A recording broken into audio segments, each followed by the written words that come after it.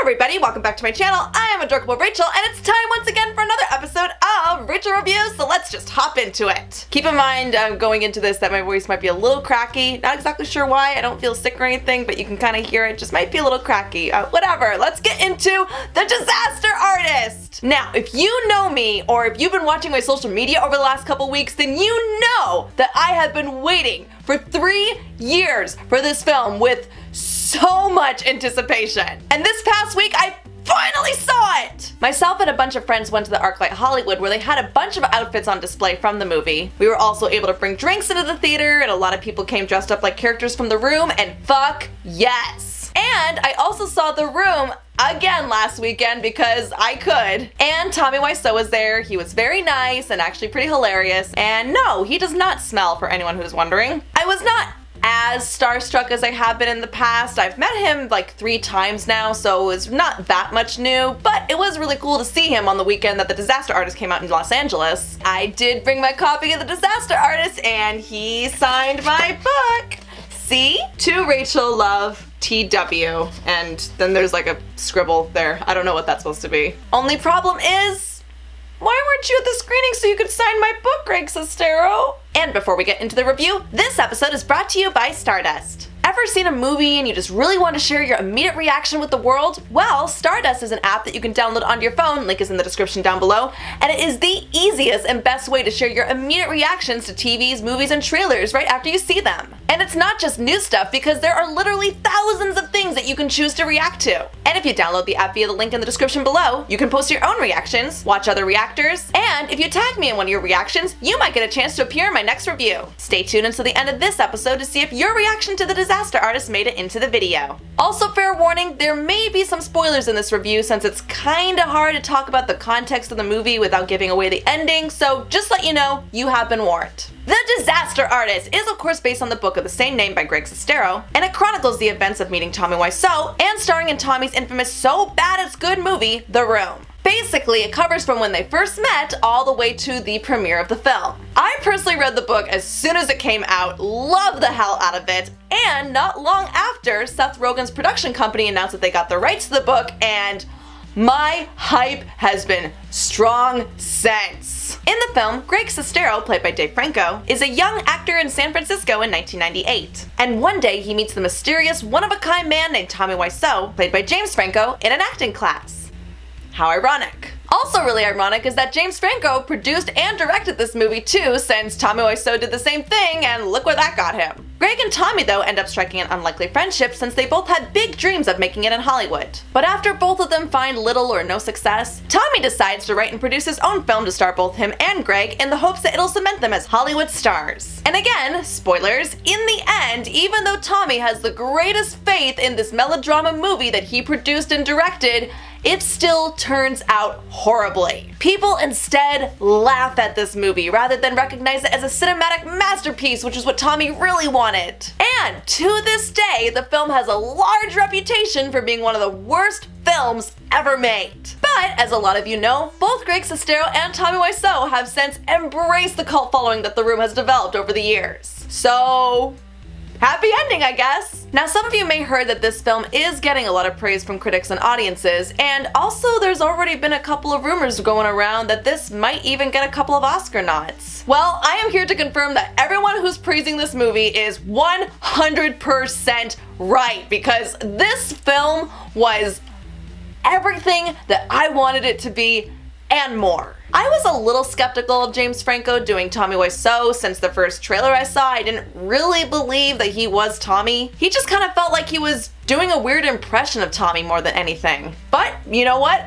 I was completely convinced after seeing this film that he was great for this role. Maybe it wasn't the role of a lifetime or anything, but I really did buy into James Franco getting completely lost into this character. I felt like I was really watching a younger Tommy Wiseau. He captured his mannerisms, his speech, his awkward presence, but he also did this really great job of capturing Tommy Wiseau's just undying passion to prove himself to the world. His very, very misguided passion, yes. This guy, the guy I'm watching on screen right now, is the Tommy Wiseau I know who has such a drive but doesn't know what to do with it. And James Franco, wow, he did a phenomenal job with this. Well done, man. Dave Franco played Greg Sestero's part, and he was very much the straight man in the story in contrast to the eccentric Wiseau. And if we're gonna be really honest, I don't feel like Dave Franco's performance of Greg Sestero really made him feel like Greg Sestero, but I think what they were going for was this guy who was really young and naive and just wants to please everybody, and yeah, I guess he did do a good job of portraying that side of him. And yes, Seth Rogen as the script supervisor Sandy was also really, really funny in this movie. I love that his character has a tendency to say exactly what the audience is thinking when they see the room. Why is he having sex with her belly button?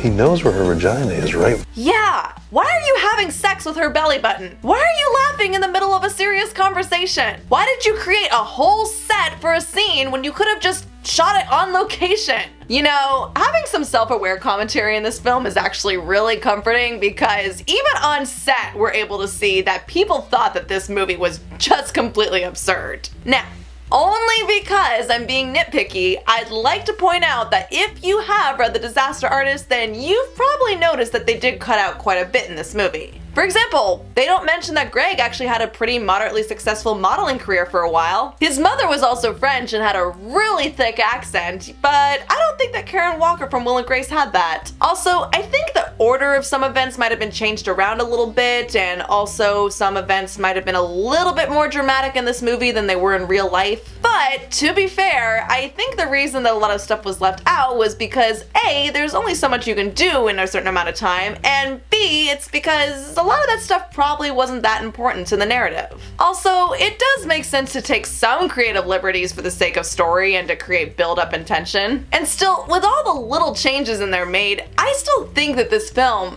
actually did a really good job of creating just what it was like to work with Tommy Wiseau and what it was probably like for a lot of people who had to deal with him. Now, I had a good idea of what I was getting into with this movie since I have read Greg's book and I know the whole backstory of The Room, but what I was not expecting with this film is that it actually has quite a few intensely raw moments. On the set of The Room, both in real life and in this film, Tommy Wiseau did not know how to make a movie, and people tried to help him, but he wouldn't listen. He just saw his people not respecting his vision. Thing is, no one in the world thinks the way that Tommy Wiseau thinks. What Tommy Wiseau sees as real dramatic acting and high art, the rest of the world sees as delusional and a joke. He had a very clear vision of what he wanted his film to be, and no one in the world was gonna convince him otherwise. And as you'd imagine, this would cause him to be very hostile at times and problematic and really unreasonable. And in the heightened scenes where we see that side of him, where he's clashing with Greg or other people on set,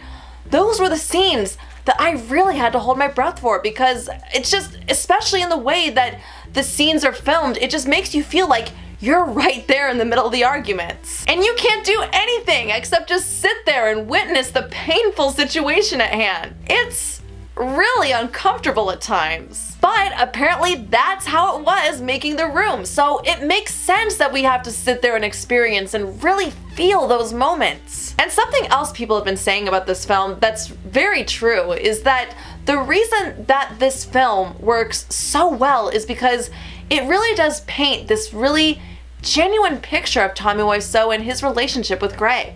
It would have been way too easy to make this a movie where we're just laughing at Tommy and just seeing what a joke he is. They could have even done something like portray him as a villain that doesn't know that he's a villain. But actually in this film, they just make Tommy to be very human. They even make the friendship between him and Greg really genuine. We get to see them support each other and disagree with each other and just see the evolution of their friendship. They portray Tommy as this guy who just unfortunately cannot see outside of himself, and it's somewhat humorous, sure, but it's also pretty touching and done in a really sympathetic light. Even in the moments when he's just being a big jerk and you want to punch him in the face, you still see him as a human being and you see his motivations and you just feel sorry for him more than anything. It's a lot like watching the film Ed Wood, which was also a story about a director who had no idea what he was doing, but so badly had a passion for his own vision. Even though Ed Wood made some of the worst films ever made, the film about him doesn't portray him as a laughingstock. Instead, we actually get to see the humanity of Ed Wood, and we get to see the humanity of Tommy Wiseau as well. And that is where this movie really shines. At its core, The Disaster Artist is not about a guy and his big F-up of making one of the worst films ever. It's about two guys who have big dreams and support each other and depend on each other to a fault, and just the crazy journey that their friendship brings them on. And this is the kind of story that shows us that quite often, truth is much stranger than fiction.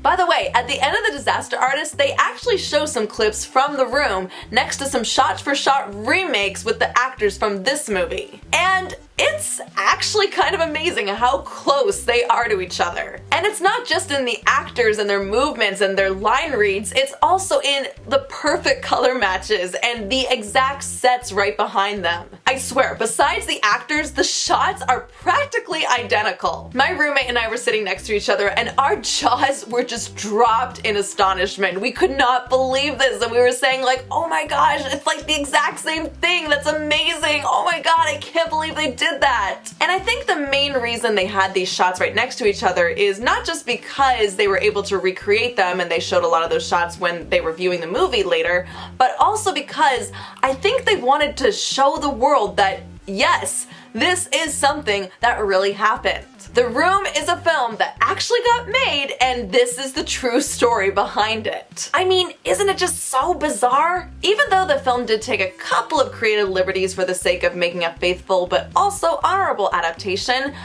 it did this really great job of showing unknowing audiences that The Room is something that you just have to see to believe. I don't think I've ever had a movie in my entire life where I was already well aware of the context years in advance, and throughout that whole gap period, I just had the greatest hype and anticipation for it.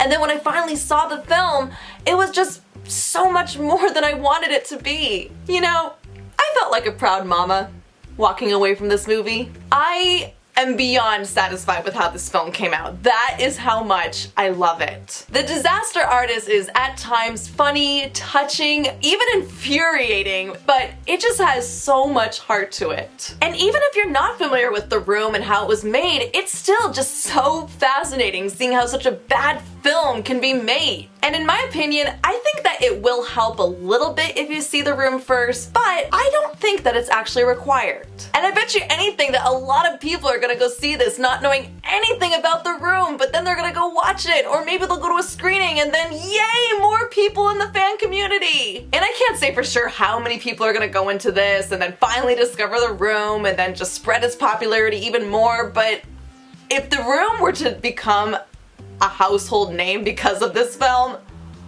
oh my god, that would be the best thing ever. And of course, we've all been saying that maybe James Franco will be nominated for an Academy Award for Best Actor. It's very possible. I'm not gonna deny it. Yeah, I wouldn't be surprised, but you know what?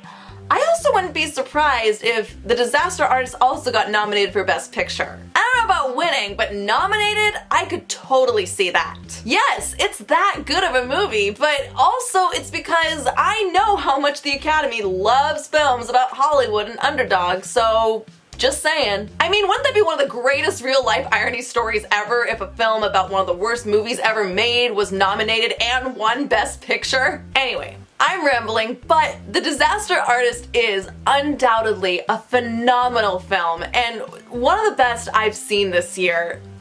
It was so worth the wait. Thank you, James Franco, for making this film. You just made my year. I am so happy that this exists. You, good sir, have my respect for life. You did not let me down. Guys, go see this movie. I can't say enough good things about it. So those are my thoughts on The Disaster Artist, and now here's this week's Stardust winner and their thoughts on the film. Franco, Rogen. Wow. So, I just got back from seeing The Disaster Artist tonight, and, well, I love The Room. I never read the novel, but my God, you guys hit the nail on that one. So, yeah, I loved it. And Franco, your impression of Wiseau, it was on point, dude. Keep it up. So now I want to know, did you get a chance to see it? And if so, what did you think? Did you read the book first? Were you well aware of the room? Or did you go into it not knowing anything? Also, do you think that James Franco could win Best Actor at the Academy Awards? And do you think there's any other nominations that this movie's worthy of? Well, go ahead and leave your comments below. Be sure to like and share. And if you're new and like what you saw here, then don't forget to hit that subscribe button. And also be sure to hit the little bell button down there to get notified when new stuff comes out, because